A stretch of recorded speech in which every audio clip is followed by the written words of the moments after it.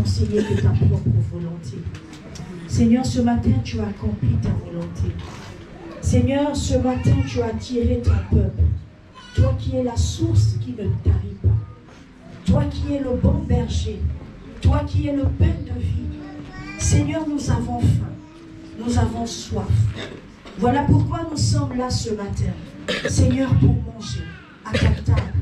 Parce que tu nous as invités. Et nous avons répondu présent. Seigneur, sois loué ce matin. Et que toute la gloire te revienne. Qu'en ces lieux, toi seul sois le maître. Et que tout autre maître qui n'a pas été invité en ces lieux, toi maître des ténèbres, toi qui as reçu mandat, ce matin je mets fin à ton mandat. Et je t'ordonne dans le nom de Jésus-Christ, libère ce lieu maintenant. Toi esprit qui vient du monde des ténèbres, toi esprit qui vient du séjour des morts, maintenant je t'ordonne, dans le nom de Jésus, libère ce peuple, libère nos vies, libère ce lieu, au nom de Jésus-Christ. Père, que toute pensée soit ramenée ce matin, captive à l'obéissance de Christ. Et que celui qui est venu charger soit déchargé. Que celui qui est venu décourager, Seigneur, soit fortifié et encouragé ce matin. Celui qui est venu malade, toi qui guéris, toi qui nous guéris de toutes nos maladies, Seigneur, que tu guérisses ce matin. Celui qui a perdu toute espérance, que tu lui donnes, Seigneur, cette espérance. Au nom de Jésus-Christ. Amen. Est-ce qu'on peut acclamer le Seigneur? Alléluia. Nous bénissons le Seigneur pour ce jour. Alléluia. Je vous prie de vous asseoir. Le Seigneur nous a fait la grâce de nous tenir debout. Mais nous n'allons pas prêcher sans pour autant rendre grâce à Dieu. Et je voudrais aussi rendre grâce à Dieu pour la vie de mon père et de ma mère. Alléluia. Je les salue là où ils se trouvent. Que la grâce de Dieu soit avec eux. Que la paix de Dieu les accompagne. Et que le succès les accompagne également dans tout ce qu'ils sont allés faire là-bas. Et nous disons simplement qu'ils nous manquent. Alléluia. Nous les aimons dans le nom de Jésus-Christ. Alléluia. Est-ce qu'on peut acclamer le Seigneur pour leur vie? Alléluia. Oh bien-aimé, tu as acclamé pour toi-même. Acclame pour les parents. Ceux-là que Dieu nous a bénis. Alléluia. Ceux-là qui ont sacrifié leur jeunesse. Alléluia. Ils ont sacrifié leur vie pour que toi et moi aujourd'hui, nous puissions écouter la parole de Dieu et que nous soyons sauvés. Alléluia. Bien-aimé, ce matin, j'aimerais te dire que tu es au bon endroit. Alléluia. Amen. Ce matin, si tu es là, tu n'es pas là par hasard. Parce que Dieu t'a prédestiné pour la parole qui va être annoncée ce matin. Amen. Alléluia. Amen. Alors, sans plus tarder, le thème de mon message s'intitule « Le Dieu de la seconde chance ». Est-ce que tu peux acclamer le Seigneur? Le Dieu de la seconde chance. Ou encore le Dieu du cette fois-ci seulement. Alléluia. Le Dieu qui peut te donner une seconde chance. Le Dieu de la Bible n'est pas simplement le Dieu qui guérit. Il n'est pas simplement le Dieu qui a créé toutes choses. Mais il est aussi le Dieu qui donne une seconde chance. Alléluia. Les hommes t'ont cassé. Les hommes te critiquent. Les hommes regardent dans ton passé pour te juger. Mais ce matin, je voudrais que tu saches qu'il y a un Dieu. Alléluia. Qu'il y a un Dieu qui peut te donner ce matin cette seconde chance de remonter. Alléluia. Il y a eu des hommes dans la Bible. La Bible nous parle de beaucoup de personnes. Quand vous regardez la vie de ces personnes, vous allez voir que ces personnes n'ont pas été des hommes extraordinaires. Bien au contraire, il y a eu des meurtriers, des adultères, des impudiques, des voleurs. Alléluia. Des gens que la société a condamnés. Des gens que la société a rejetés. Mais ce sont ces gens-là que Dieu est allé prendre il leur a donné une seconde chance. Alléluia. Ces hommes-là, comme Salomon, ces hommes-là, comme Moïse, alléluia. La Bible nous dit que Moïse, avant de quitter l'Égypte, il avait tué un Égyptien. C'était un meurtrier. Il n'y a pas d'autre mot. Il n'y a pas d'autre qualification à donner à Moïse. C'était un meurtrier. Mais Dieu est allé le chercher. C'est celui-là qui devait être mon libérateur. Il a déjà tué. Mais moi, c'est lui que j'ai choisi. Il y a eu des hommes comme Samson. Alléluia. Nous allons prendre nos Bibles dans le livre de Juges. Je vais dire à papa Riti de nous lire Juges 16. Nous connaissons tous l'histoire de Samson.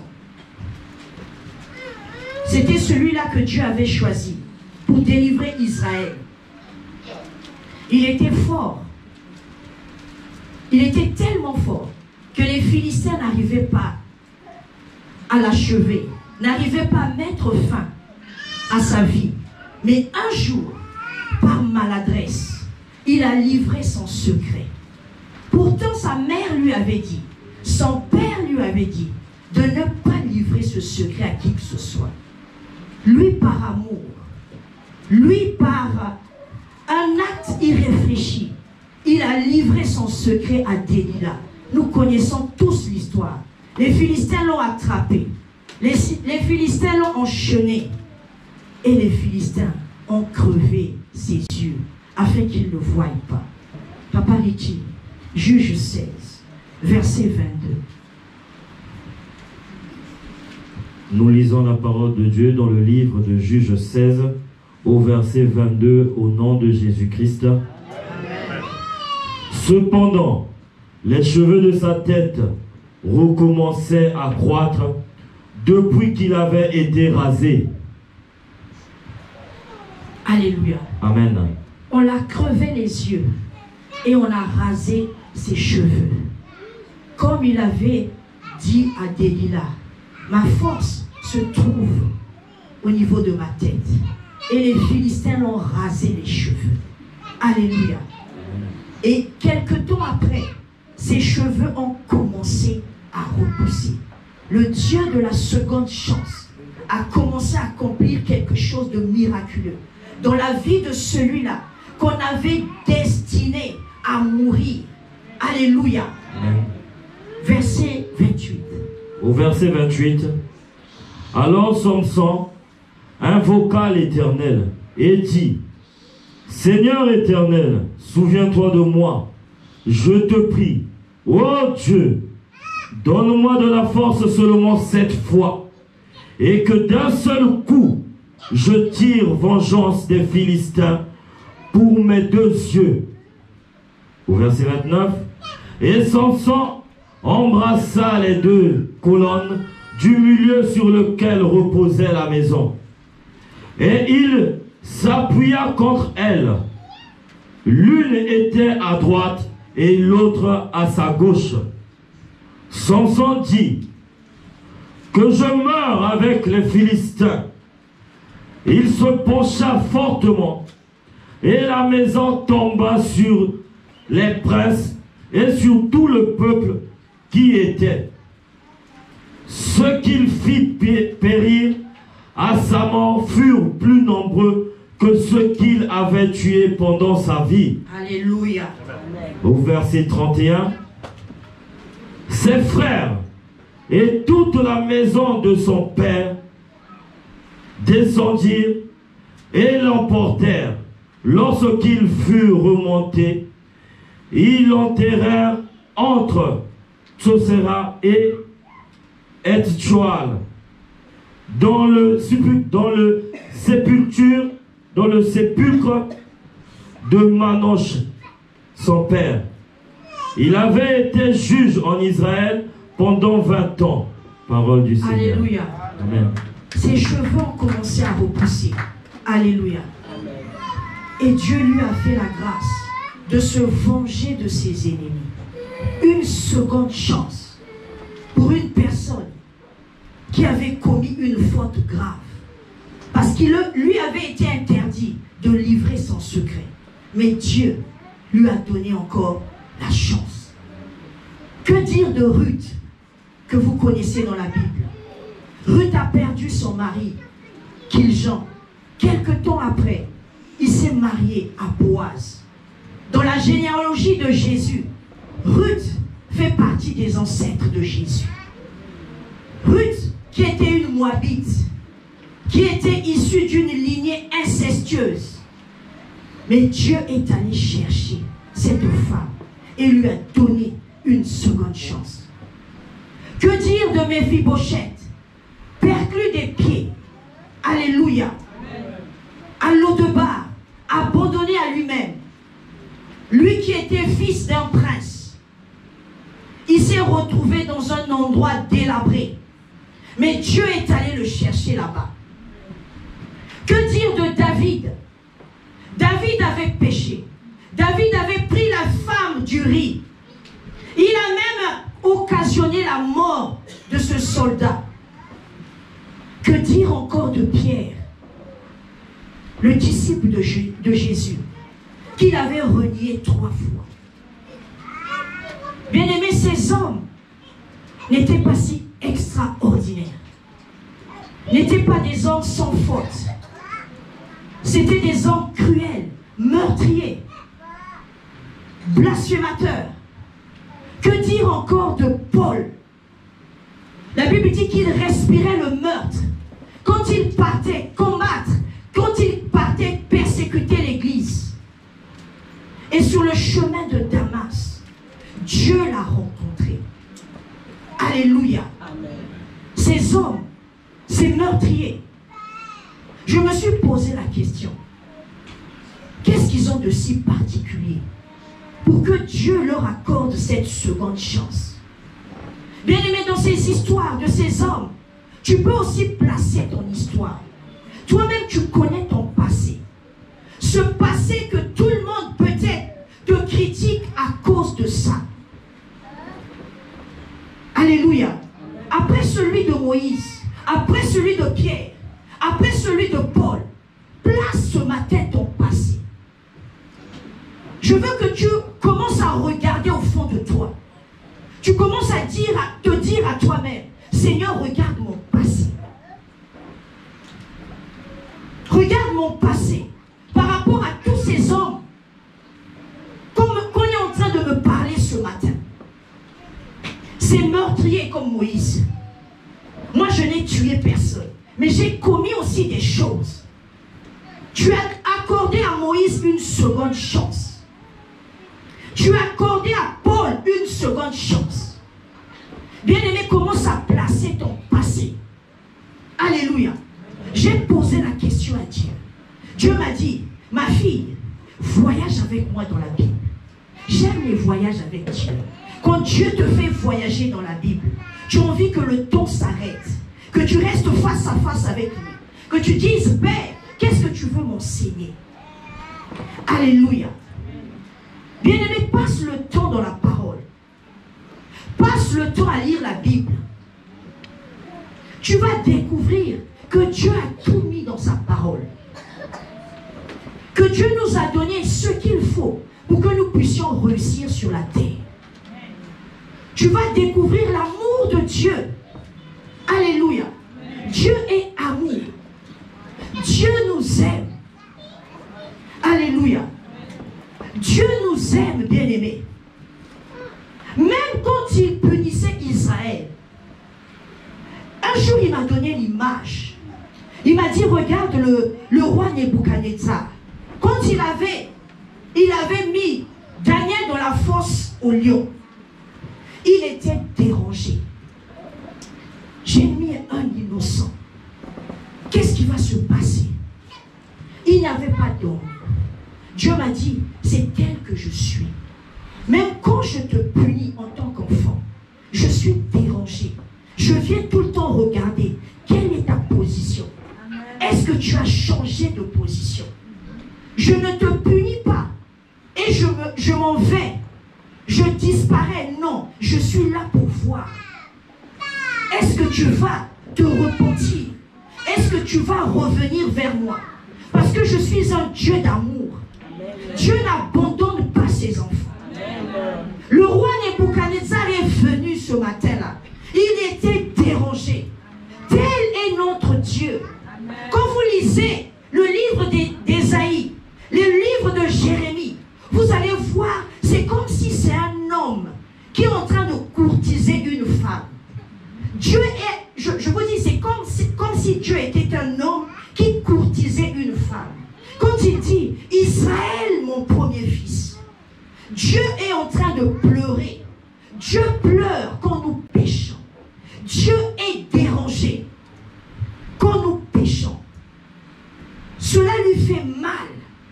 Voilà pourquoi quand vous lisez ces livres-là, vous allez voir l'amour de Dieu.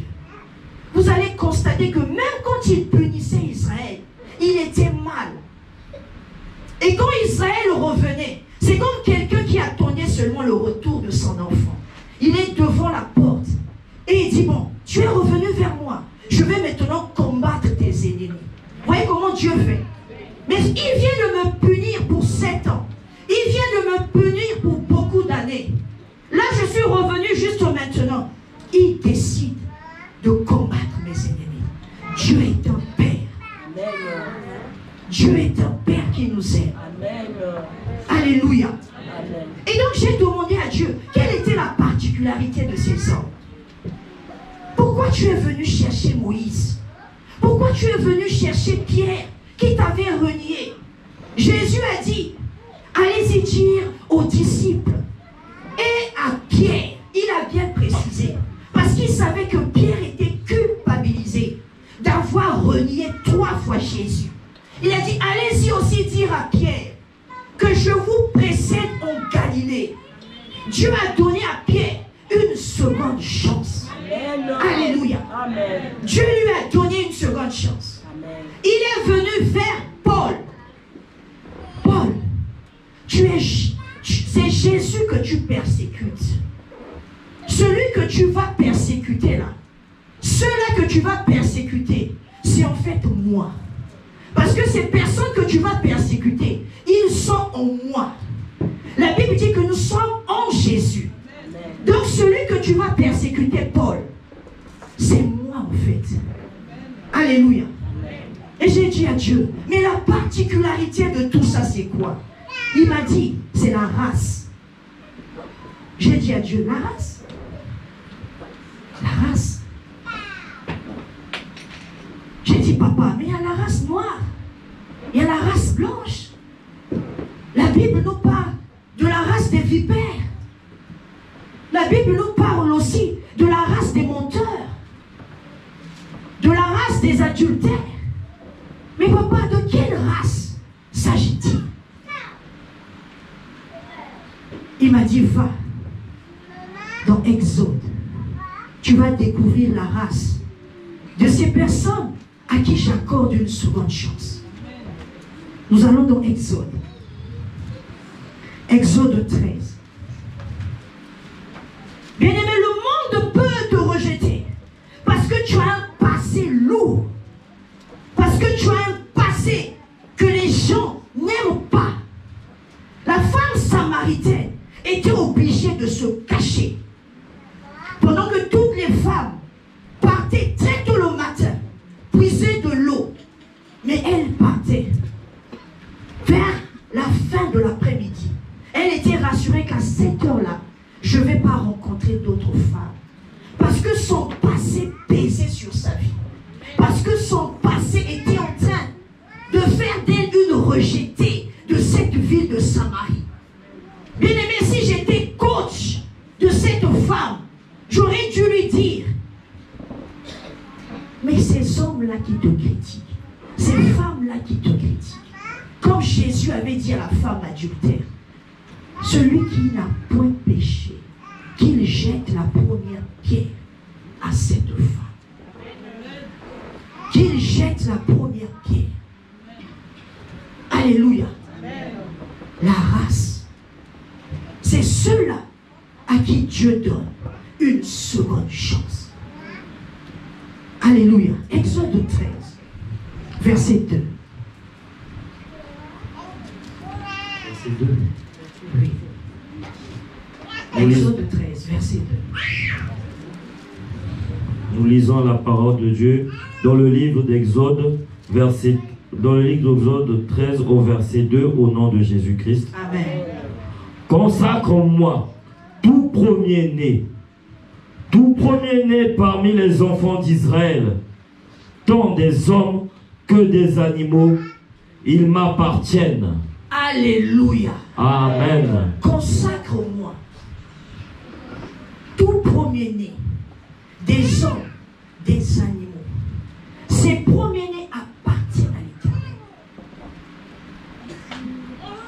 C'est la race des premiers-nés qui bénéficie de la seconde chance. Uniquement ceux qui sont premiers-nés. Je ne parle pas seulement des premiers-nés d'une famille. Quand on parle de premiers-nés ou de prémices, on parle de ceux-là que Dieu a placés au premier rang.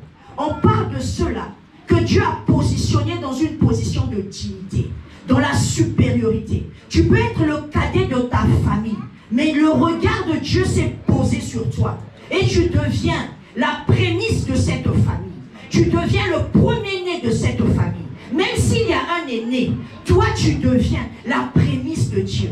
Parce que tout premier-né appartient à l'Éternel. Dieu dit ces premiers-nés-là sont à moi.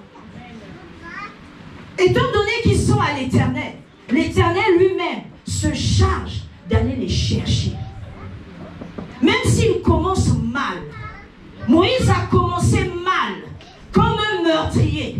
Mais comme c'était le premier-né, celui avec qui Dieu voulait commencer une histoire, Dieu est allé le chercher. Alléluia. Amen. Paul qui persécutait l'Église, Dieu a dit, mais Paul, tu es de la race des premiers-nés. Les premiers-nés ne se combattent pas. Les premiers-nés ne se jalousent pas. Là où tu vas là-bas, ce sont aussi des premiers-nés. Alléluia. Ceux qui sont là-bas m'appartiennent. Les chrétiens que tu vas persécuter, ce sont les premiers-nés. Ce sont mes prémices. Bien-aimés, nous allons lire Jacques. Jacques 1. Tu vas comprendre que toi, tu es une prémisse. Que moi, je suis une prémisse. On ne peut pas arrêter ta vie. On ne peut pas arrêter ta progression. Même si ton passé est lourd, rassure-toi seulement que tu es de la race des premiers-nés. C'est une question d'appartenance. C'est une question d'appartenance. Tu appartiens à quelle race? J'ai cité la race des vipères. J'ai cité la race des menteurs. J'ai cité la race des adultères. Tu fais partie de quelle race? Ce sont ces races des prémices que Dieu vient ramasser. Tu peux avoir mal commencé ta vie. Tu peux être comme la femme samaritaine. Tu peux être comme Moïse qui a tué l'Égyptien. Tu peux être comme Pierre qui a renié Jésus. Tu es de ma race. Jésus viendra te chercher. Amen. Si tu es de la race des prémices, Jésus viendra te chercher. Amen. Même si ta famille t'a rejeté, même si un homme qui t'a soi-disant proposé en mariage t'a finalement dit je te laisse, Dieu enverra une autre prémisse avec lequel vous allez vous entendre, avec lequel vous allez cheminer. Amen. Ne sois pas désespéré. Dis-toi seulement que celui qui est parti, il ne fait pas partie de ma race. Dieu va le faire sauter. Dieu va l'enlever. Oui, il est venu me proposer une affaire, il est parti. Dis-toi seulement.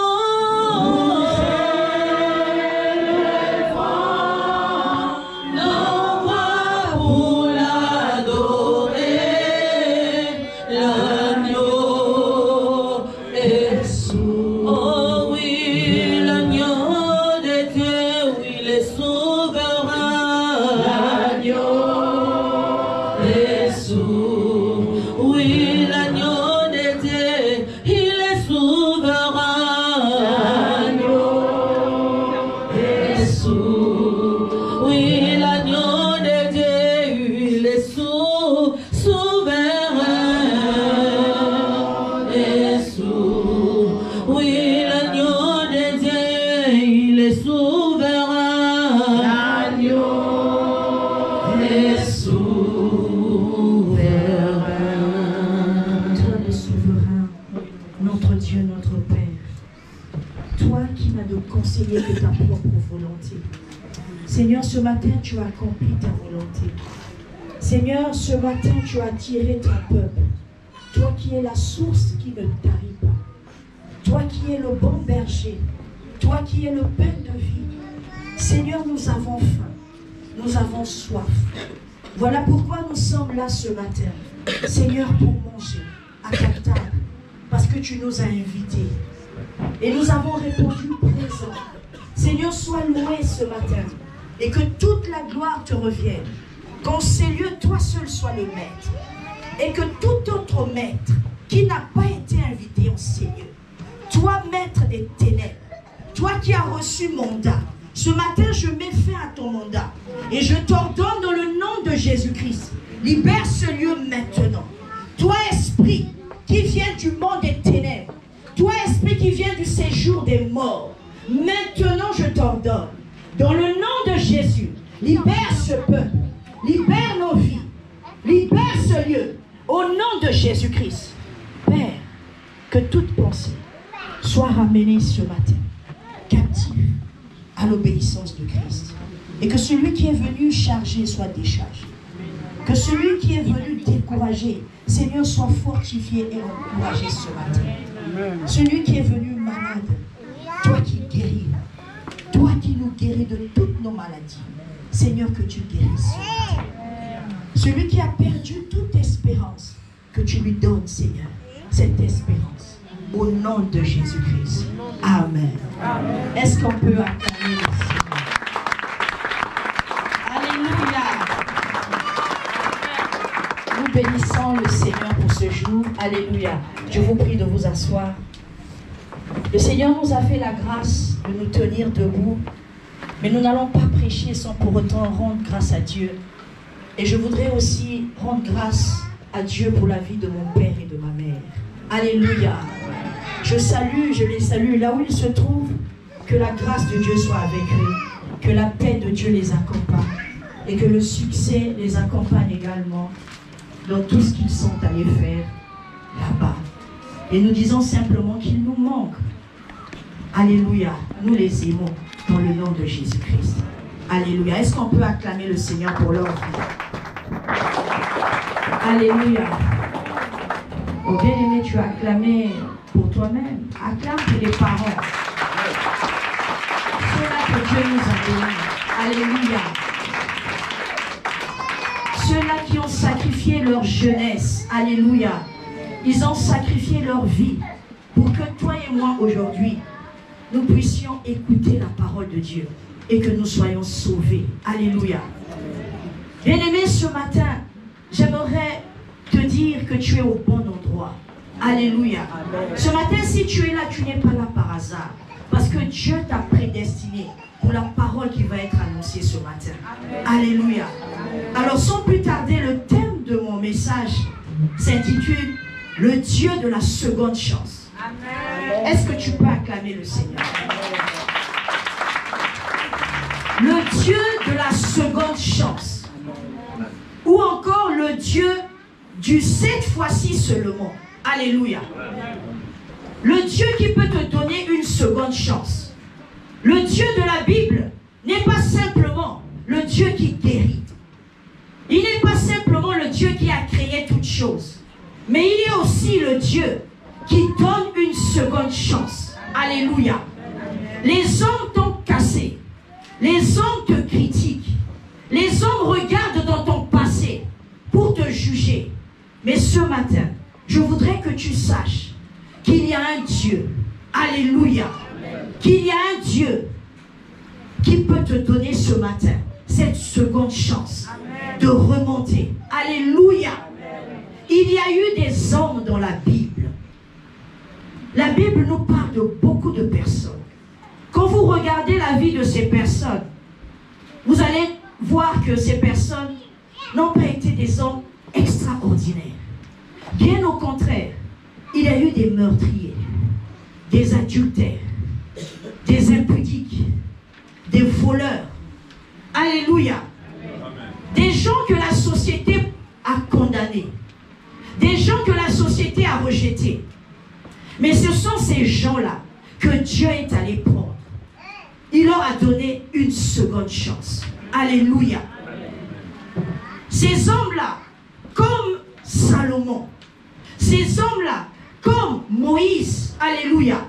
La Bible nous dit que Moïse, avant de quitter l'Égypte, il avait tué un Égyptien. C'était un meurtrier. Il n'y a pas d'autre mot. Il n'y a pas d'autre qualification à donner à Moïse. C'était un meurtrier. Mais Dieu est allé le chercher. C'est celui-là qui devait être mon libérateur. Il a déjà tué. Mais moi, c'est lui que j'ai choisi. Il y a eu des hommes comme Samson. Alléluia. Nous allons prendre nos Bibles dans le livre de Juges. Je vais dire à papa Liti de nous lire Juges 16. Nous connaissons tous l'histoire de Samson.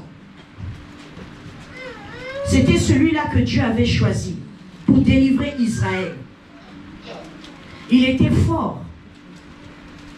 Il était tellement fort que les Philistins n'arrivaient pas à l'achever, n'arrivaient pas à mettre fin à sa vie. Mais un jour, par maladresse, il a livré son secret. Pourtant, sa mère lui avait dit, son père lui avait dit, de ne pas livrer ce secret à qui que ce soit. Lui, par amour, lui, par un acte irréfléchi, il a livré son secret à Delilah. Nous connaissons tous l'histoire. Les Philistins l'ont attrapé. Les Philistins l'ont enchaîné. Et les Philistins ont crevé ces gens qui n'est pas de ma race. Amen. Il faut qu'ils partent. Alléluia. Amen. Jacques 1, verset 17. Nous lisons la parole de Dieu dans le livre de Jacques 1 au verset 17 au nom de Jésus-Christ. 17 à 18. 17 à 18. Toute grâce excellente et tout don parfait descendent d'en haut, du Père des lumières, chez lequel il n'y a ni changement ni ombre de variation. Amen.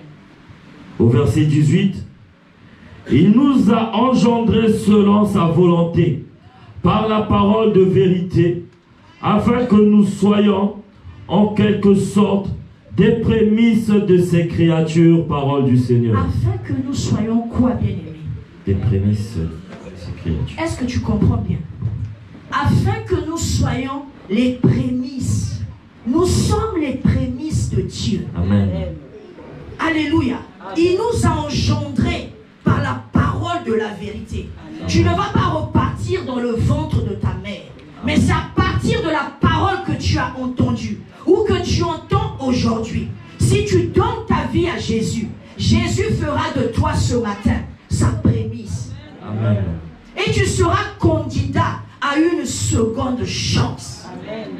Même si ta vie, ton passé est honteux, ta vie est douloureuse, échec sur échec, rien ne marche. Rassure-toi seulement que tu es une prémisse. Amen. Alléluia. Est-ce qu'on peut acclamer le Seigneur? Amen. C'est simplement que tu te rassures. Alléluia. Pendant que le monde te rejette, est-ce que tu es une prémisse? Bien-aimé, la première condition pour être une prémisse se trouve dans Jean 1, 12. Est-ce qu'il y a quelqu'un qui connaît ce verset? La Bible dit à tous ceux qui l'ont reçu, à tous ceux qui croient en son nom, elle leur a donné le pouvoir de devenir enfants de Dieu. Alléluia. C'est la condition pour être une prémisse. C'est la condition pour bénéficier de cette seconde chance. Le monde peut te priver de cette chance. Mais Dieu dit, si tu deviens seulement ma prémisse, si tu es seulement ma prémisse, sois en paix. La seconde chance est devant ta porte. Parce Parce que tu es la prémisse de Dieu. Alléluia. Bien-aimé, sois seulement rassuré ce matin. Suis-je une prémisse? Est-ce que j'ai reçu Jésus comme mon Seigneur et mon Sauveur? Est-ce que j'ai donné ma vie à Jésus? Est-ce que j'ai accepté la parole de vérité? Parce que c'est cette parole qui nous a engendrés en tant que prémisse. Alléluia. C'est la parole de la vérité. Et la Bible dit que nous ne sommes pas nés du sang. Nous ne sommes pas nés de la volonté de l'homme. Nous ne sommes pas nés de la volonté de la chair. Mais nous sommes nés de Dieu.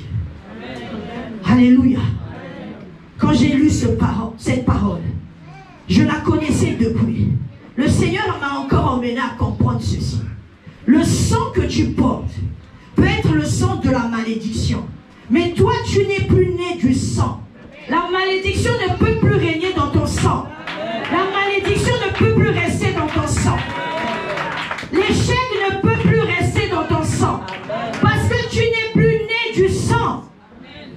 Tu n'es plus né de la volonté de ton père et de ta mère. Mais tu es né de Dieu. Voilà pourquoi nous venons dans la semaine pour proclamer ces paroles. Vous savez, le diable est têtu. Il revient toujours. Quand nous sommes dans l'ignorance, il revient toujours nous dire que tu m'appartiens. Que le sang que tu portes la malédiction. Alléluia. Et il viendra te le rappeler. Mais toi, en tant qu'une personne qui connaît la parole, tu vas reprendre au diable. Je ne suis pas né du sang. Je ne suis plus né de la volonté de mon Père. Alléluia. De la volonté de la chair. Mais je suis né de Dieu. Alléluia. Toi, malédiction, tu n'as plus ta place dans ma vie. Toi, malédiction, libère mon sang.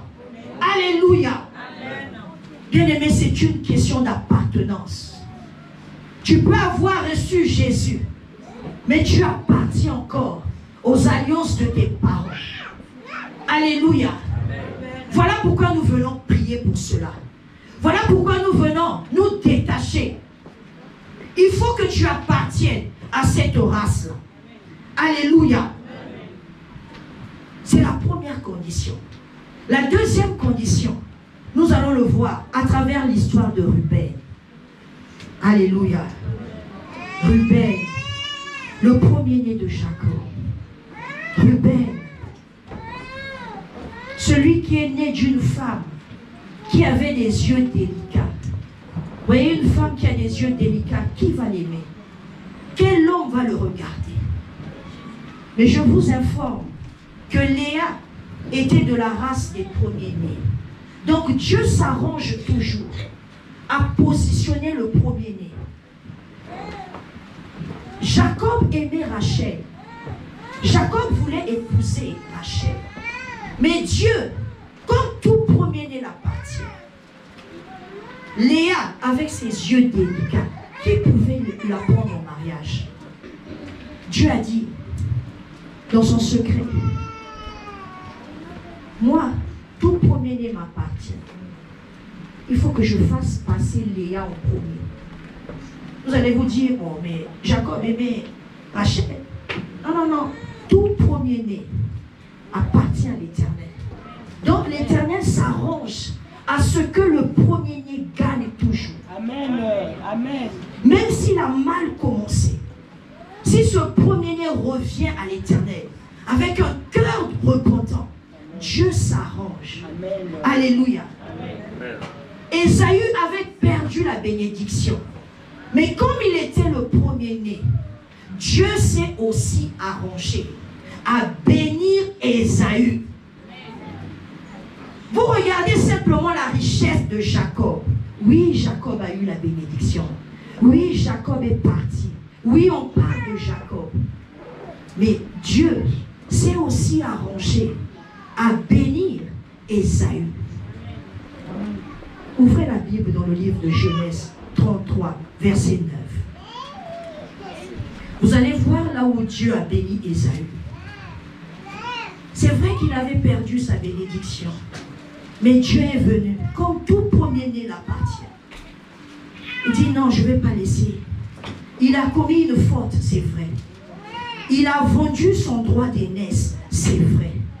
Mais comme tout premier-né m'appartient, je vais m'arranger à réparer ça. Verset 9. La Bible dit, Ésaü dit, je suis dans l'abondance, mon frère. Garde ce qui est à toi. Quand ils se sont rencontrés avec Jacob, Ésaü a dit à son frère Jacob, moi aussi l'Éternel m'a béni. J'ai perdu la bénédiction. C'était une manière de dire, j'ai perdu la bénédiction. Mais Dieu m'a aussi visité. Bien-aimé, Dieu va te visiter. Sois seulement la prémisse. Amen. La prémisse ne panique pas. Amen. La prémisse accepte tout. Amen. La prémisse accepte les critiques. Amen. Laisse les hommes regarder ton passé. Amen. Laisse les hommes te juger par rapport à ce passé-là. Mais sois seulement rassuré que je suis la prémisse de Dieu. Amen. Et que je suis un candidat à la seconde chance. Amen. Alléluia. Amen. Ruben, comme je le disais, ce fils de Jacob, il est né de cette femme qui avait des yeux délicats, Léa. Alléluia. C'était le premier fils de Jacob. Chemin faisant, Ruben va faire quelque chose de très mal. Ruben va aller coucher avec la femme de son père. Quelque chose de très grave. Une faute très grave. Alléluia. On va le lire dans le livre de Genèse 35. Juste après, ceux qui avaient déjà la page ouverte, nous allons dans le livre de Genèse 35, au verset 22. Pendant qu'Israël habitait cette contrée, Ruben alla coucher avec Bila, concubine de son père. Ruben, brutal, Ruben est allé coucher avec celle qui était la concubine de son père. Ruben est monté, comme on dit, sur la couche de son père. Alléluia. Une faute grave. Le premier-né a commis quelque chose de très grave. Et quand vous continuez à lire l'histoire de cette famille, quand Ruben avait commis cet acte, la Bible nous dit au verset 22, toujours la suite, les fils de Jacob étaient au nombre de 12. Non, au verset 22, on dit, pendant qu'Israël habitait cette contrée, Ruben alla coucher avec Bila, concubine de son père. Et Israël, ça veut dire Jacob, l'a pris. Jacob l'apprend. Ce fils est monté sur ma couche. Vous voyez, quand Israël péchait, Dieu envoyait des hommes. Même quand David a péché, Dieu envoyait un prophète. Mais là, dans l'histoire de Ruben, quand son père a appris ces choses, il y a eu comme un silence dans la Bible. La vie a continué son cours. Le peuple d'Israël s'est installé. Joseph est né, Rachel est morte. Et dans les chapitres qui suivent, on nous parle de Tamar, on nous parle de Judas, on nous parle de Joseph. Joseph à qui son père avait confectionné une tunique. C'était déjà les signes que son père était en train de montrer à Ruben que ton acte que tu as commis t'a fait perdre la première place. Quand il a commencé à confectionner la robe, la tunique à Joseph, c'était pour montrer à Ruben que tu as perdu ta place. Mais il ne l'a pas dit. Alléluia. Amen. L'histoire a commencé, a continué son cours. Les frères de Joseph, le frère de Joseph ont vendu Joseph. Joseph est allé. Il est allé en Égypte. Il a vécu chez Potiphar jusqu'à ce qu'il devienne gouverneur d'Égypte. Ses frères sont venus, vous connaissez l'histoire. Ils sont venus s'installer en Égypte. quand on fait le calcul, on se rend compte que quand Joseph a quitté ses parents, la Bible nous dit qu'il avait 17 ans. Alléluia. Il est parti en Égypte. Il est devenu gouverneur d'Égypte à 30 ans. Donc ça fait 13 ans. Jacob, les frères, les Ruben, les Lévi, les Siméon ont rejoint Joseph en Égypte. Son père est resté en vie 17 ans. Ça fait 30 ans. 30 bonnes années se sont écoulées, voire même plus. Son père avait gardé le silence. Vous voyez le degré de la chose. Et au moment de mourir, il demande à tous ses fils, rassemblez-vous. Tournez la page avec moi au chapitre 49. Jacob dit à ses enfants, rassemblez-vous. Moi, je suis prêt de mourir. Je vais bientôt vous quitter. Rassemblez-vous, mes fils. Les fils d'Israël. Rassemblez-vous. Ruben, ce premier-né, comme tout premier-né, il attendait l'héritage. Il attendait de prendre la place de son père après la mort. Ruben était là. Il était dérangé. Il disait, ah, j'ai commis cette faute. Est-ce que papa peut encore me pardonner? Certainement sa mère Léa lui disait, ne t'inquiète pas. Il y a une loi en Israël qui dit que tout premier-né a un droit exceptionnel. Tout premier-né, c'est celui-là qui remplace le père. Quand il est absent, quand il meurt, c'est toi, Ruben, mon fils. Tu vas remplacer. Mais maman, Joseph, on lui a confectionné une tunique. Cette tunique est la preuve qu'il y a quelque chose que mon père aime plus. Joseph, sa mère qui lui dit, non, Ruben, c'est toi le premier. C'est toi qui vas prendre la place de ton père. C'est toi qui vas prendre l'héritage de ton père. Ne t'inquiète pas. Ruben a patienté toutes ces années. Le Ruben était peut-être moqué par ses amis. Mais regarde Ruben, on a l'impression que tu n'es même pas l'aîné de ta famille. Ton père aime plus Joseph. Ruben était mal.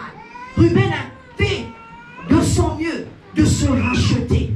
Quand les frères de Joseph ont voulu tuer Joseph, c'est Ruben qui a dit non, ne le tuez pas.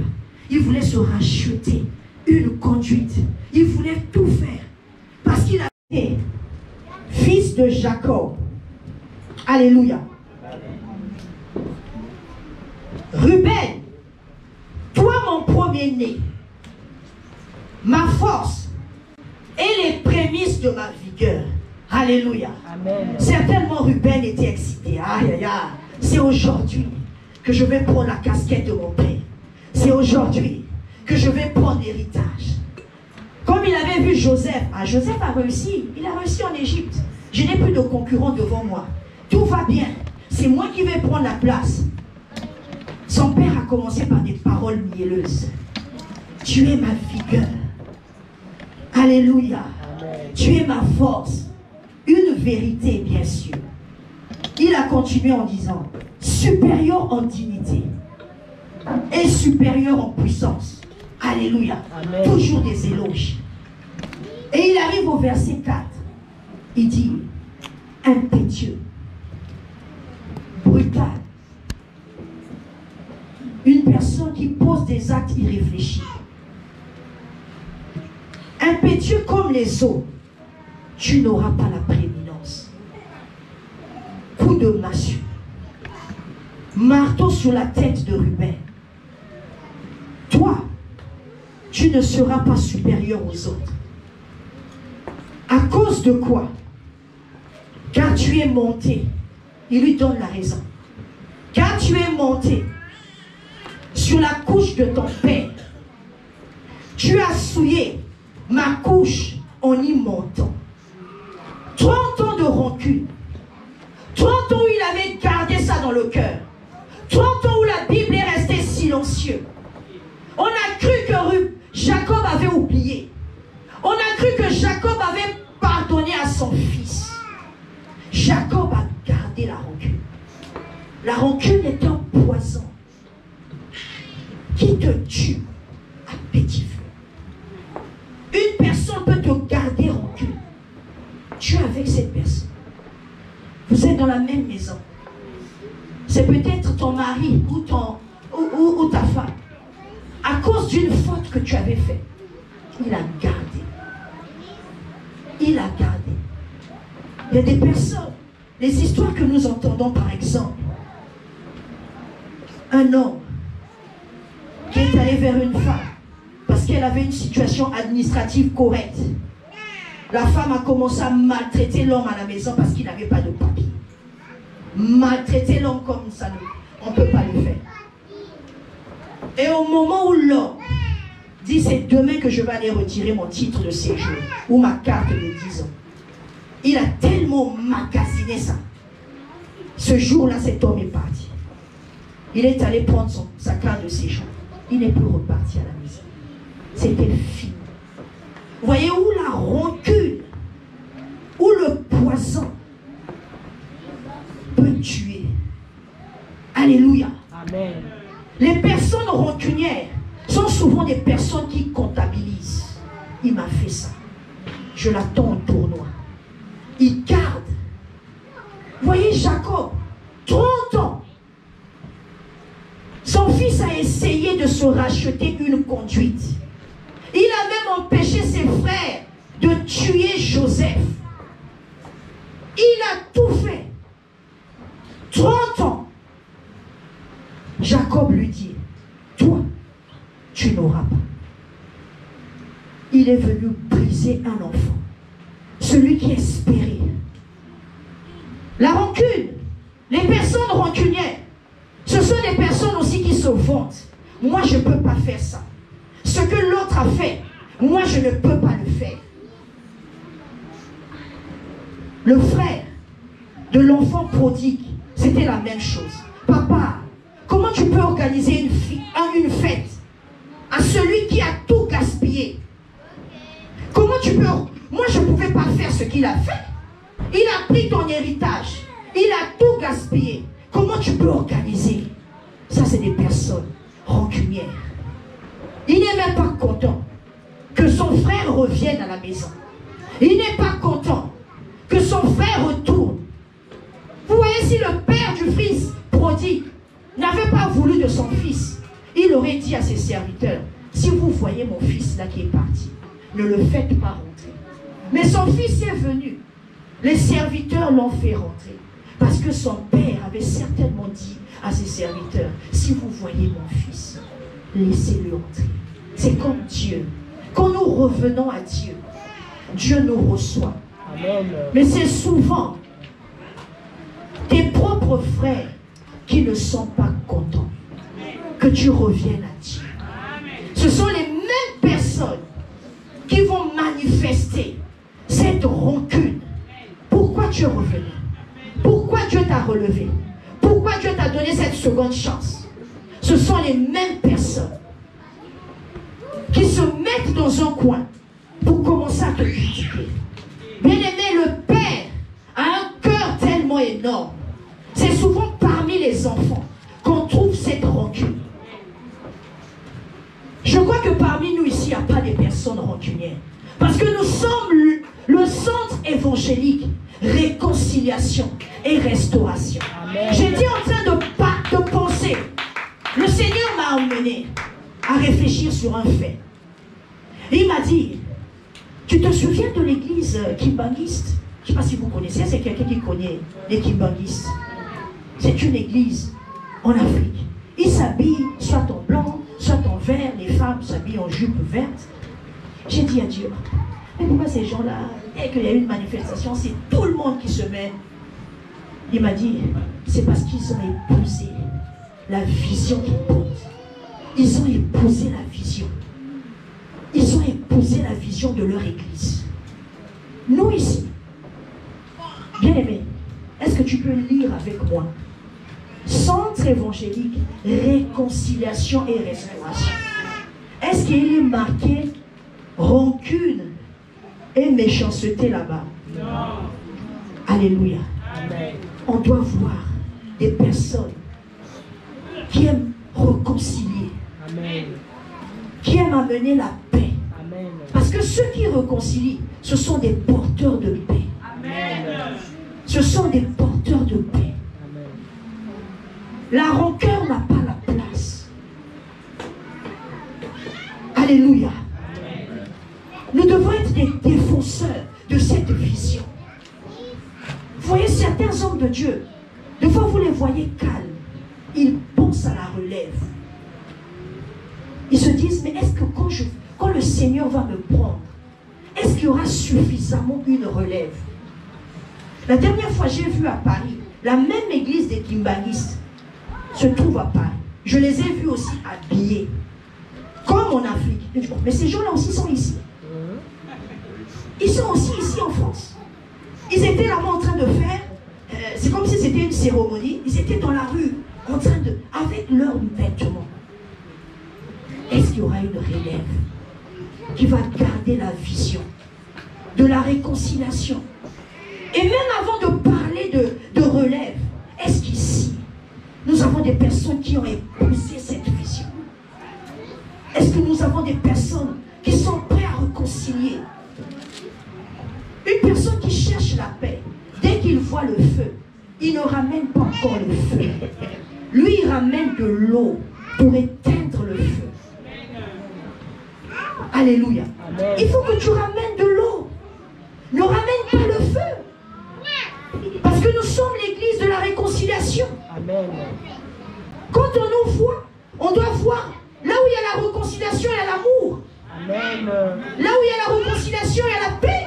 Amen. Là où il y a la réconciliation et le pardon. Jacob a gardé une rancune pendant 30 ans.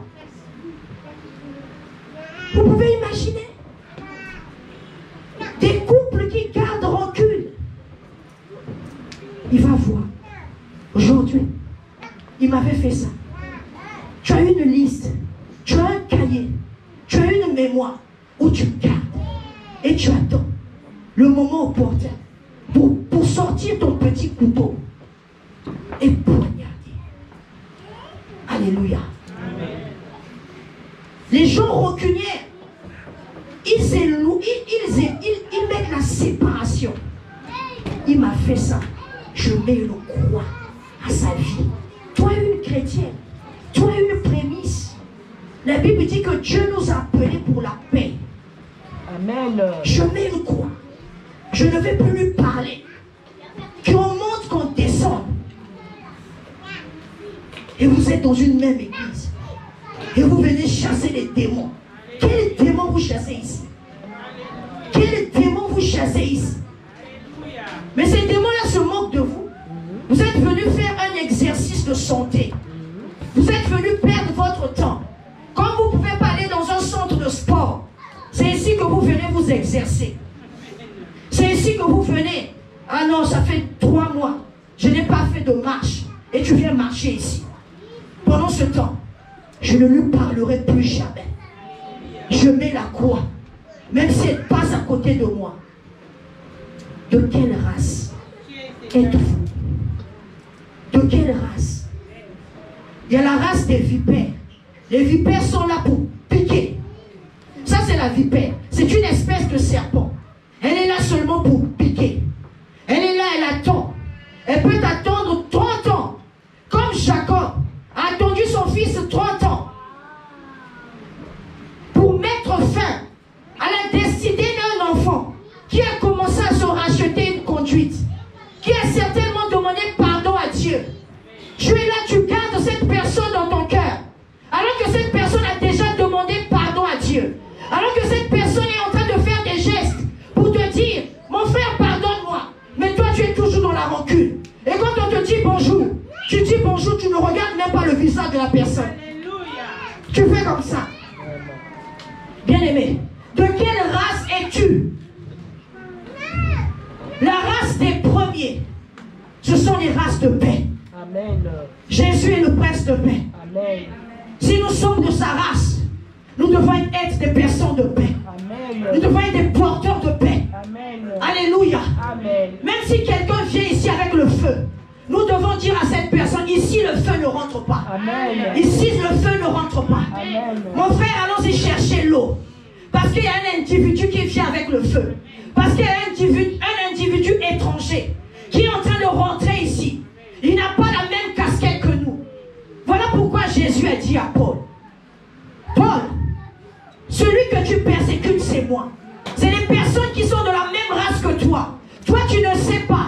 Tu ne sais pas que tu es de la race des prémices. Les prémices ne se combattent pas. Amen. Les prémices se mettent une barrière. Amen. Ils se mettent en face Amen. des autres races. Amen. Comme la race des vipères. Comme la race des menteurs. Ils combattent ces gens-là qui viennent pour détruire. Ils combattent ces personnes-là.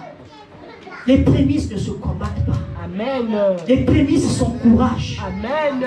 Les prémices cherchent le bonheur de l'autre. Amen. Amen. L'autre est en train d'évoluer. Seigneur, amène-le. Amen. Seigneur, fais-le encore monter. Amen. Seigneur, approche-lui encore Amen. de la source qu'il boive. Amen. Voilà pourquoi les vaillants soldats de David ont dit, tu es la lampe de l'Éternel. Nous ne pouvons pas te perdre. C'est ça les prémices. Ils protègent celui qui est de leur race. Amen. Ils protègent les personnes qui sont de leur famille. Alléluia. Amen. La réconciliation. Amen. C'est ça qu'on doit voir. C'est ça que nous devons porter. Le père de foi n'a pas le temps de tout gérer.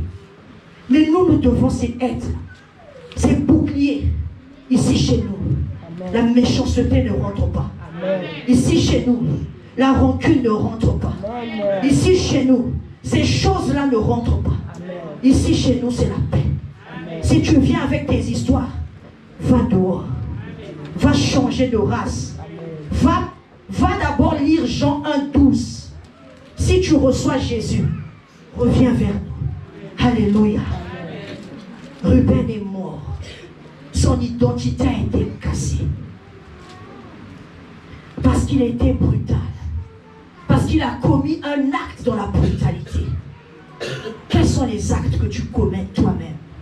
Je fais seulement. Tu ne mesures pas la portée de tes actes. Parce que tu es pressé d'avoir. Tu te jettes dans les bras de cet homme. Parce qu'on a dit dans ce pays, ah, il faut faire des enfants. Tu vas te donner à n'importe qui. Et demain, c'est encore un cas social que tu traînes. Parce que on t'a dit, dans ce pays, c'est comme ça que l'on danse. Tu es une prémisse. Les prémices ont une ligne de conduite à respecter. Amen. Amen. Alléluia. Amen. Les prémices ont une ligne de conduite à respecter. Amen. Ils ne se conduisent pas comme tout le monde. Amen. Alléluia. Amen. Les prémices ont cette ligne. Alléluia. Amen. Et Ruben est resté malheureux. Heureusement pour lui, Moïse est venu. Il a dit, il a remarqué que la vie de cet enfant a été brisée. Moïse vient. Dans Deutéronome 33, verset 6, la Bible nous dit, Moïse qui parle avant de mourir également, il vient rectifier. Il vient dire, Ruben c'est le premier. Ruben a fait beaucoup d'efforts. Dieu a vu. Bien-aimé, tu t'es réconcilié avec Dieu. Même si les hommes n'ont pas vu. Mais Dieu a vu. Et il te dit ce matin, je vais t'accorder cette seconde chance. Et Moïse est venu dire à Ruben, que Ruben vive et qu'il ne meure point. Bien-aimé, mets-toi debout. Commence à déclarer. Il y a les hommes qui t'ont condamné. Il y a les hommes qui ont dit des choses sur toi. Mais toi, tu t'es repenti. Toi, tu as dit à Dieu, Seigneur, je me repens. Dis à Dieu, parle de toi-même. Mets-la à la place de Ruben. Dis ton prénom. Que Annick vive. Et que je ne meure point. Bien-aimé, dis-le avec conviction. Que Annick vive. Et que je ne meure point. Est-ce que tu peux acclamer le Seigneur?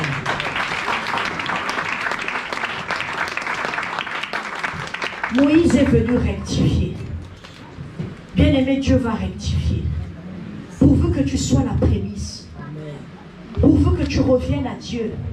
Que tu lui dises, Seigneur, je suis tombé dans cette erreur. Comme la femme samaritaine. Elle a dit, tout le monde me critique. Mais Jésus lui a dit, je te donne l'eau. Je te donne une seconde chance. Cette femme qui avait honte, elle est repartie dans le village. Elle a commencé à annoncer à tout le monde que j'ai rencontré un homme qui m'a donné la vie. Alléluia. Amen. Bien-aimé, qu'est-ce qui fait que tu perds ta première place? Qu'est-ce qui fait que nous perdons notre première place? Dieu a fait de nous des prémices. Mais il arrive que nous le perdons. La Bible dit que les esclaves sont sur les chevaux et les princes sont au sol comme des esclaves. Alléluia. Nous devons être des premiers. Nous devons avoir la prospérité. C'est ça la bénédiction de la prémisse. La prémisse a droit à des choses exceptionnelles. Alléluia. Amen. La prémisse a droit. Dans Genèse 27, voilà la bénédiction du premier-né. Avant que je ne parle de pourquoi nous ne bénéficions pas de tout cela. Je vais aller rapidement.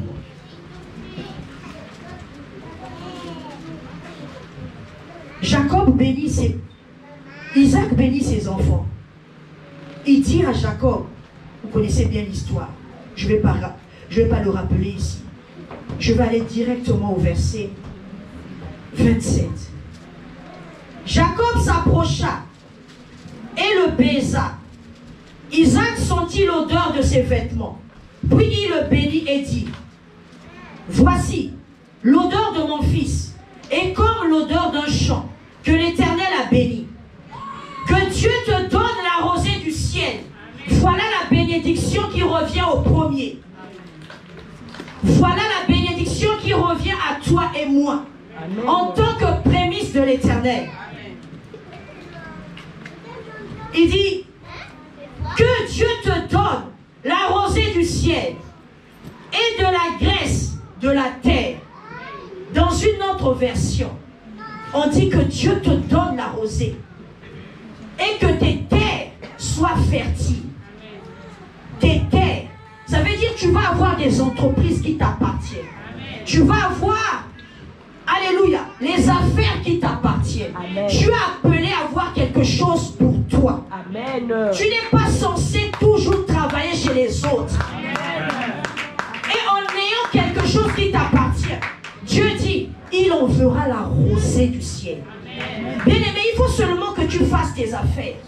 Si tu es rassuré que tu aies une prémisse, Dieu enverra la rosée. Bien-aimé, tu ne vas pas faire d'efforts. Les agriculteurs, quand ils labourent le sol, quand ils plantent, ils attendent calmement la pluie. Ils savent que les pluies vont arriver. C'est ça la prémisse. J'attends seulement que Dieu arrose mes affaires. C'est ça la bénédiction de la prémisse. Et il dit, du blé et du vin en abondance. Dieu te donnera la satisfaction. Amen. Parce que tu es premier. Amen. En dehors de la satisfaction, il te donnera le vin. Le vin, c'est synonyme de la réjouissance. Bien-aimé, tu peux avoir le blé, tu peux avoir la satisfaction, mais tu n'as pas la réjouissance. Est-ce que vous me comprenez? Amen. Tu as une maison, mais ta santé n'est pas bonne. Tu ne jouis même pas de cette maison. Ça veut dire que tu as le blé, mais tu n'as pas la réjouissance. Tu es dans un mariage, tu es marié, mais tu n'es pas heureuse. C'est ça la réjouissance, le vin. Quand tu bois le vin, tu te réjouis. Pour ceux qui boivent, ou pour ceux qui, je ne sais pas s'il y a des buveurs de vin ici, ils sont réjouis. le vin te donne la réjouissance. Dieu dit le premier, celui que je mets à part, il aura la satisfaction, mais il aura aussi la réjouissance. J'ai le mariage, je suis aussi heureuse de ce que j'ai. Je parle de moi-même, j'ai les diplômes, j'ai aussi le travail qui va avec. Amen. Mais si je n'ai que les diplômes, mais je n'ai pas le travail, ça veut dire qu'il y a un problème. Alléluia. Amen. Je suis mariée. Mon mari est tout le temps en vacances. Et est tout le temps en voyage. Je n'ai pas la réjouissance. Parce que quelque part tu es seul. Quelque part tu as des soucis. Quelque part tu es déséquilibré. Mais Dieu dit le premier aura les deux en même temps. La satisfaction et la réjouissance. Amen. Alléluia. Amen. Au verset 29 on dit que des peuples te soient soumis. Et que les nations se prosternent devant toi. Là on dit, celui qui est premier, il a la domination. Amen. Il a le leadership. Amen. C'est quelqu'un qui a le pouvoir. Amen. C'est ça qui est réservé au premier. Mais nous, nous n'avons pas ça. Pourquoi? Je vais au verset 30. Ésaü est rentré. Il a dit à son père,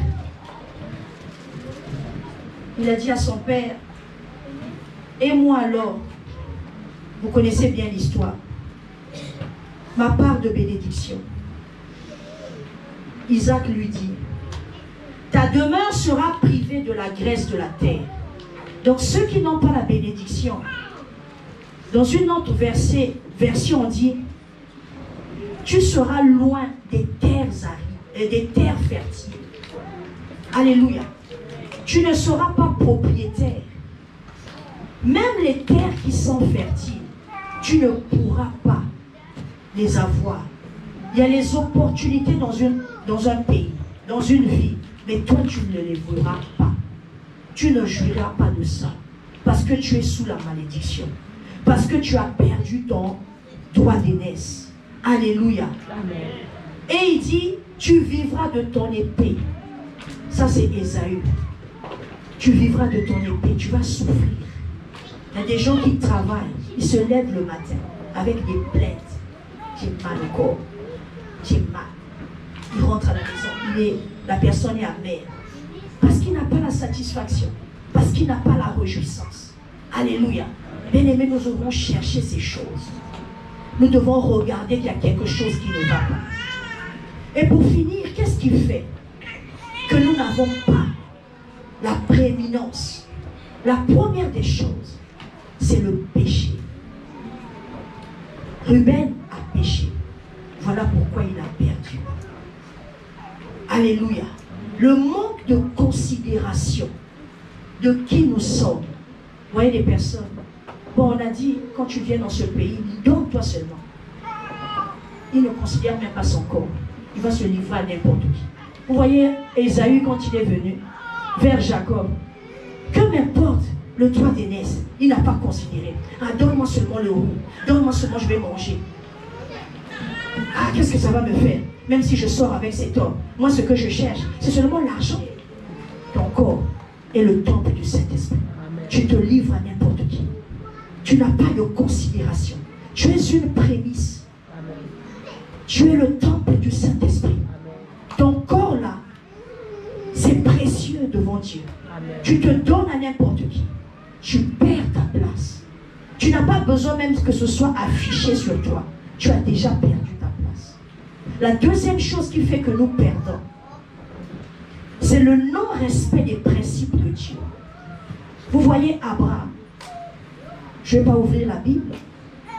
Dieu lui a fait des promesses.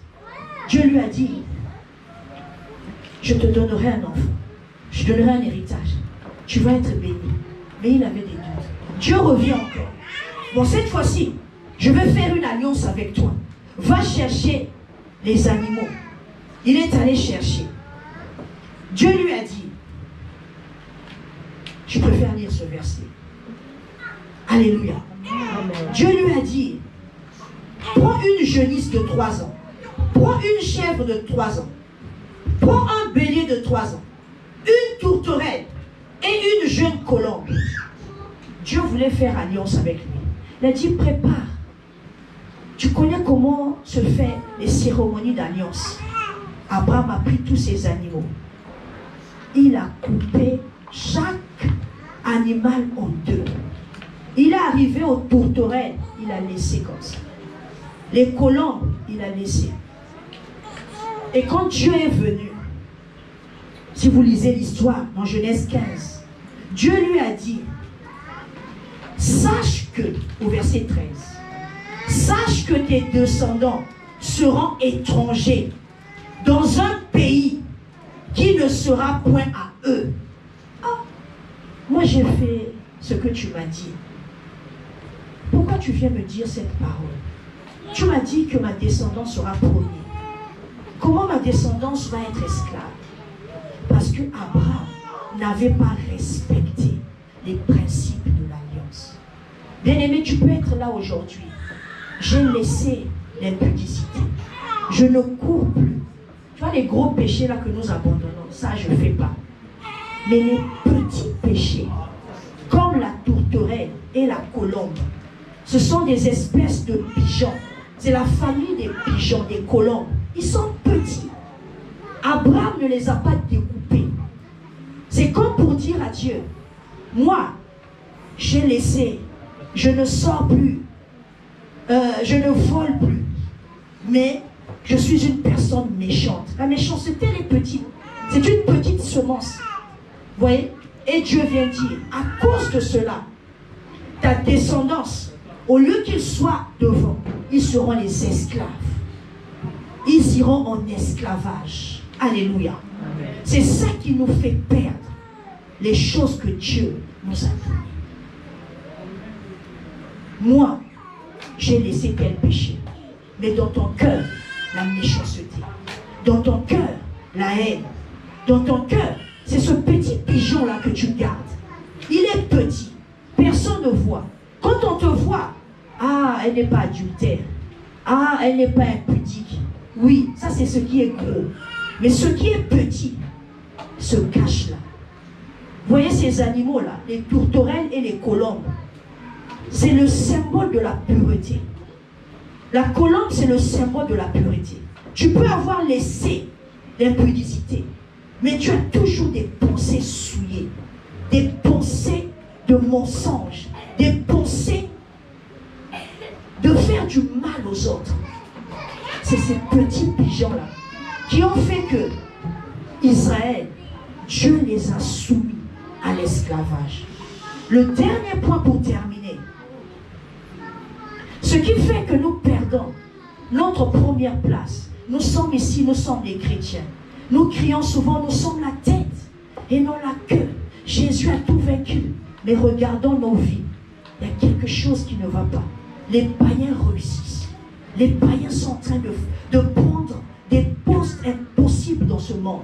Mais nous les chrétiens, les prémices, le verset de Jacques nous a dit que Dieu a fait de nous les prémices de toutes les créatures. Donc il nous a placés au-dessus des démons, les créatures, hein, les anges et les autres créatures qui ne sont pas les prémices, donc les païens. Mais nous sommes comme des princes au sol, pendant que les païens sont sur les chevaux. La dernière chose qui fait que nous perdons, ce sont les mauvaises alliances. Dieu a dit, tu n'imiteras pas les gens de ce peuple. Quand nous sommes ici, dans ce pays-là, il faut danser du pied gauche. Toi aussi. Toi, tu vois, quand tu es venu ici, tout le monde fait comme ça. Toi, tu étais pour toi, frère en Christ.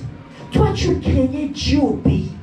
Toi, tu marchais dans la crainte de Dieu. Mais quand tu arrives ici, on t'a dit, tout le monde fait comme ça. Toi aussi fais. Tu rentres dans une mauvaise alliance. Tout le monde, hein, tu sais qu'elle était arrive. Hein. Tout le monde est dans les Nganda là. Sous les... tout vous-même vous connaissez. C'est là-bas qu'on reste un peu pour boire. Là-bas on y va pour déstresser. Hein. Ça, c'est les raisons que les gens disent. Oh, moi, je vais là-bas pour déstresser. Mais quand on va là-bas, on va te voir. Tu commences à faire les débats. Tu commences à parler des musiciens du monde. Mais toi, tu es chrétien. On n'arrive pas à identifier. Est-ce que tu es un chrétien? Est-ce que tu ne l'es pas? Tu commences à boire comme eux. Tu commences à te comporter comme eux.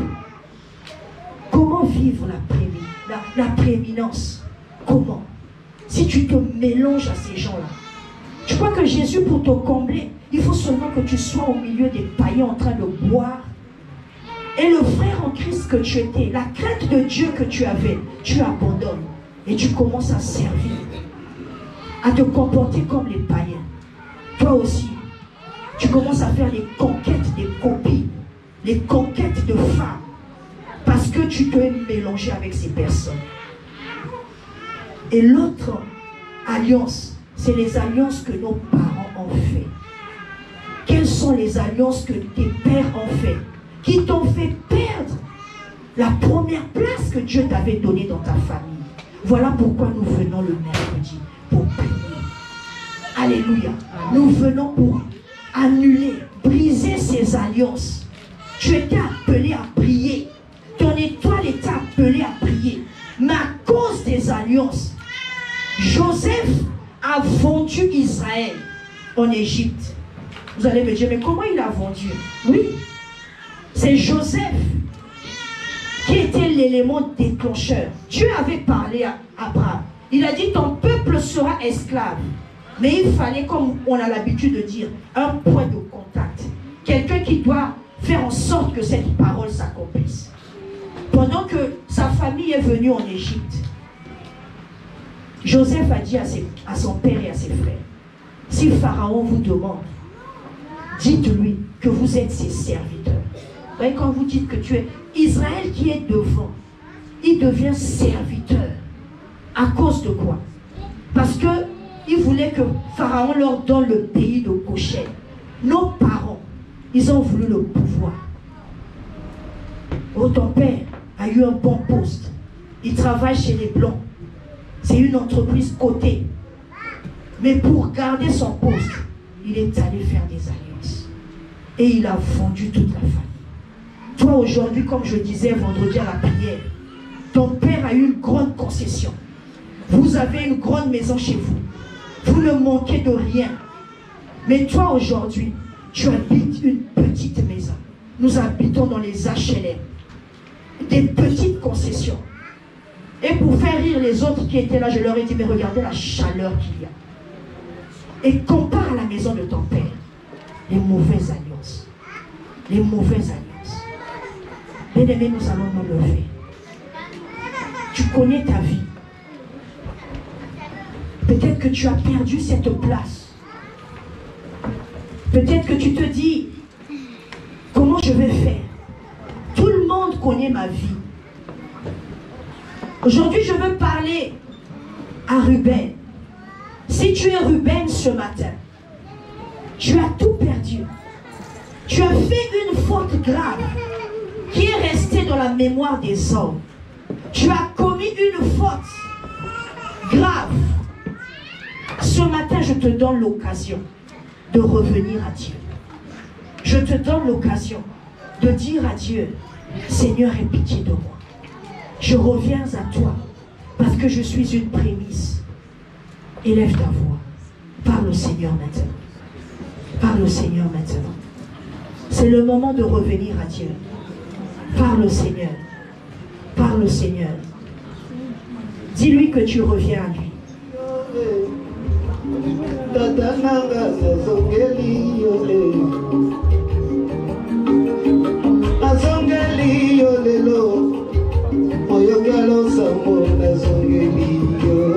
Tu connais mieux ta vie que quiconque, bien-aimé. Commence à implorer la miséricorde de l'Éternel dans ta vie. Ce Dieu-là est bon pour nous pardonner, bien-aimé. Ne fais pas comme cet homme qui a gardé cela dans son cœur. Tu as l'occasion, bien-aimé, de pouvoir pardonner et implorer la miséricorde de ton Dieu. Que ce